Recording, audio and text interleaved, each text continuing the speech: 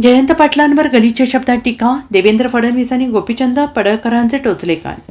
भाजपचे आमदार गोपीचंद पडळकर यांनी सांगली जिल्ह्यातील जत विधानसभा मतदारसंघात बोलताना राष्ट्रवादी शरद पवार गटाचे ज्येष्ठ नेते जयंत पाटील यांच्यावर गलिच्छ शब्दात टीका केली।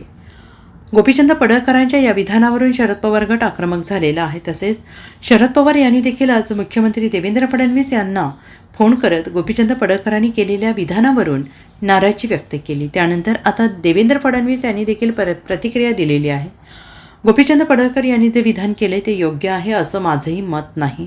कोणाच्याही वडिलांबद्दल परिवाराबद्दल विधान करणं योग्य नाही। या संदर्भात गोपीचंद पडळकर यांच्याशी मी बोललो आहे, त्यांनाही मी सांगितलंय असं देवेंद्र फडणवीस यांनी म्हटलंय। तसेच मला शरद पवारांचा फोन आला होता, मीही त्यांना सांगितलंय अशा प्रकारच्या विधानाचं आम्ही कधी समर्थन करणार नाही। गोपीचंद पडळकर हे तरुण नेते आहेत, अतिशय आक्रमक नेते आहेत।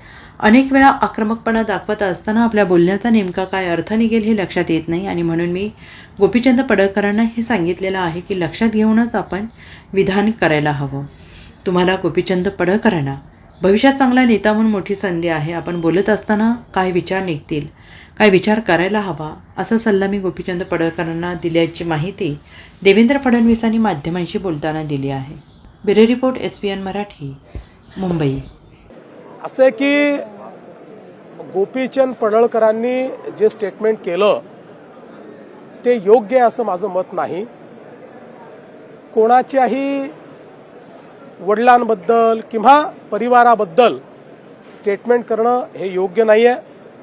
या संदर्भात गोपीचंद पडळकर यांच्याशी मी बोललेलो आहे, त्यांनाही मी सांगितलेलं आहे आणि मला शरद पवारांचा फोन आला होता, तेही या संदर्भात माझ्याशी बोलले। मी त्यांनाही सांगितलं की अशा प्रकारचं जे स्टेटमेंट आहे त्याचं आम्ही कधीच समर्थन करणार नाही।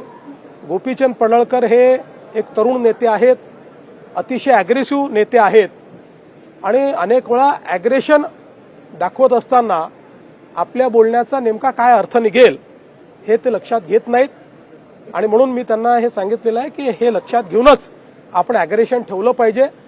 तुम्हाला भविष्यात चांगला नेता म्हणून मोठी संधी आहे, त्याच्यामुळे तुम्ही आपण बोलत असताना त्याचे काय अर्थ निघतील अशा प्रकारचा विचार केला पाहिजे, हा सल्ला मी त्यांना दिला आहे।